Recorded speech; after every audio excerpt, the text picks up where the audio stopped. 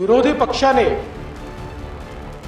या संपूर्ण अधिवेशनामध्ये विदर्भाच्या चर्चेचा एकही प्रस्ताव नाही। विदर्भाचे सुपुत्र असलेले विजयभाऊ वडेट्टीवार हे विरोधी पक्षनेते आहेत। ज्यांनी चर्चा मांडली ते नानाभाऊ आमचे पटोले विदर्भवादी आहेत। किमान तुम्ही असताना तरी विदर्भाचा प्रस्ताव या ठिकाणी येईल अशी अपेक्षा विजयभाऊ होती। उद्धवजी सभागृहात बोलत नसले तरी बाहेर मीडियाला बोलले आणि त्यांनी सांगितलं की विदर्भाच्या प्रश्नावर चर्चा झाली पाहिजे। पण किती आश्चर्य आहे, तुम्ही देखील या संदर्भात चकार शब्द या ठिकाणी काढला नाही। प्रस्ताव हा विरोधी पक्ष नेत्याची प्रॉपर्टी आहे, त्यामुळे त्यांना तो मांडू द्यायला पाहिजे होता।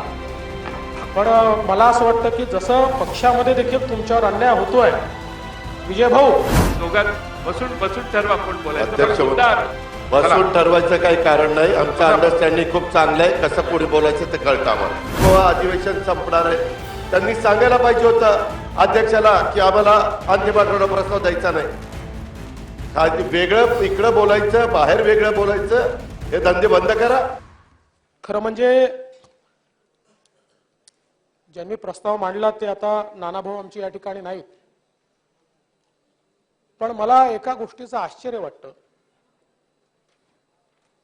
विरोधी पक्षाने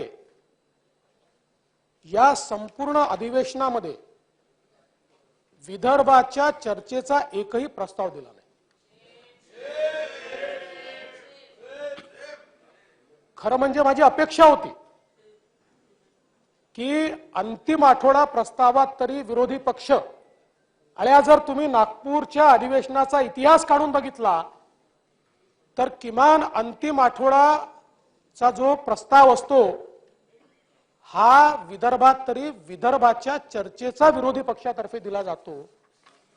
आणि मला अपेक्षा होती की आमच्या विदर्भाचे सुपुत्र असलेले विजयभाऊ वडेट्टीवार हे विरोधी पक्ष नेते आहेत।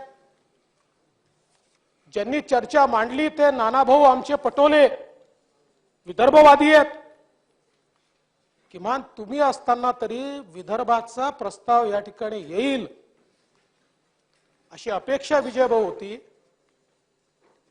मला त्याच्यापेक्षा आश्चर्य वाटतं आता आमचे शिवसेनेचे आहेत प्रभूसाहेब, तुम्ही तरी, कारण परवा म्हणजे जरी उद्धवजी सभागृहात बोलत नसले तरी बाहेर मीडियाला बोलले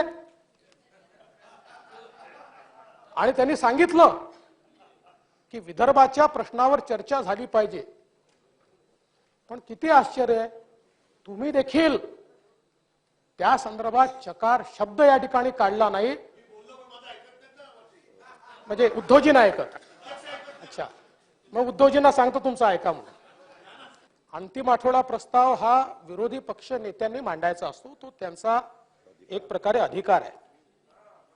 पण अध्यक्षांनी त्यांच्या अधिकारावर अतिक्रमण केलं। आता अध्यक्षांचं आम्हाला ऐकावं लागतं।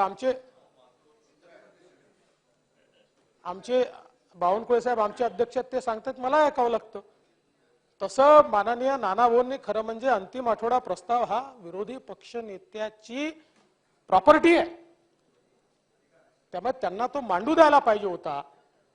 पण मला असं वाटतं की जसं पक्षामध्ये देखील तुमच्यावर अन्याय होतोय विजयभाऊ, पासून हा विदर्भाचा विषय सत्तारूढ पक्षाने मांडल्यामुळे आम्ही मांडला नाही। आणि सन्माननीय अर्थमंत्री महोदयांनी काल बीएससी मध्ये सांगितलं की आम्ही हा प्रस्ताव वेळ नसेल तर विड्रॉ करतो।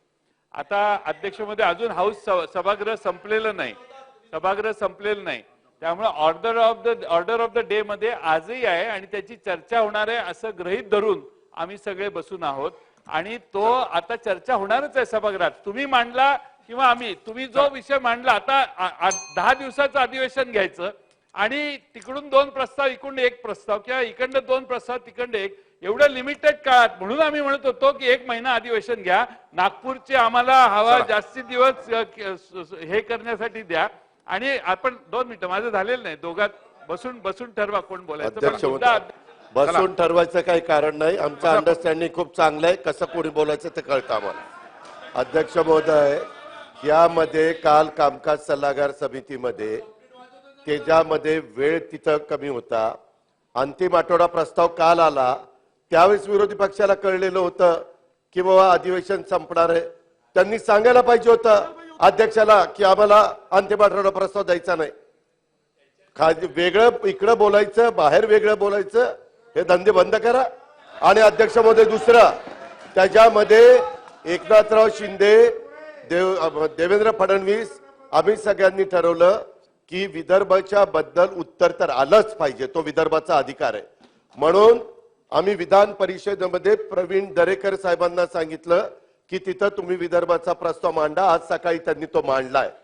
त्याच्यामध्ये व्यवस्थितपणे मला प्रसाद लाड साहेबांनीच मगाशी सांगितलं, तेव्हा आम्ही दोघंही होतो, ते येऊन सांगत होते की अतिशय चांगल्या पद्धतीनं विदर्भातले प्रश्न मांडण्याचं काम सन्माननीय सदस्य हे प्रवीण दरेकर साहेबांनी केलेलं आहे. त्याच्यामुळे तिथं उत्तर स्वतः देवेंद्र फडणवीस साहेब देणार आहेत. ते उत्तर काही विधान परिषदेपुरतं नाही, अख्ख्या विदर्भाच्या जनतेच्या करता ते उत्तर त्यांचं आहे. आणि इथं कायदा सुव्यवस्थेच्या संदर्भातलं उत्तर आहे.